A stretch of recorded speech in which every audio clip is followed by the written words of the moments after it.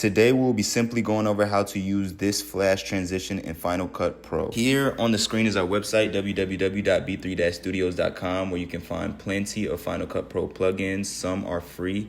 Yes, some are free and some you have to pay for, but all in all, they will help and enhance your Final Cut Pro workflow. So if you guys have a chance, go check that out. Now let's get right into the video for today.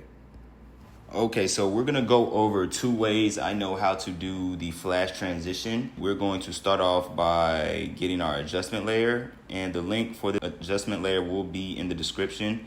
It is for free on our site, so you guys are welcome for that. You can go check out our other plugins, which we do have some for free and some you have to pay for, but just go check out the website.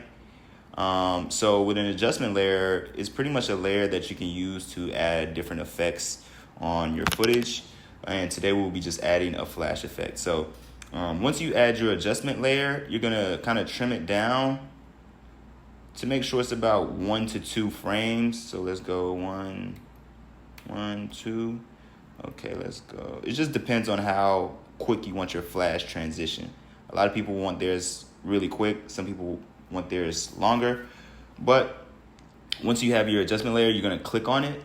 You are going to go here to the color inspector, and you're gonna go to this arrow right here, right by no corrections, and you're gonna go to your color curves.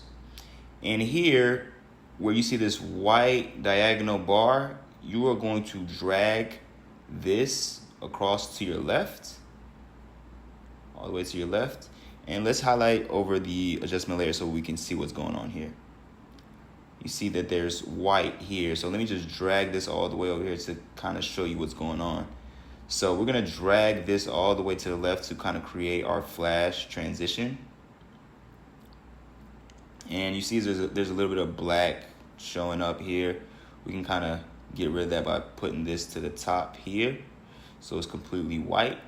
And now we can play our scene back and that gives us a real quick flash transition. Like I said, you can take this even shorter, like that. How many frames is this? Let's see, 1, 2, 3. You can knock it down 1 more. All right, that'll be good. And let's play this back one more time. So that's pretty quick. That's really quick right there. Perfect transition, right?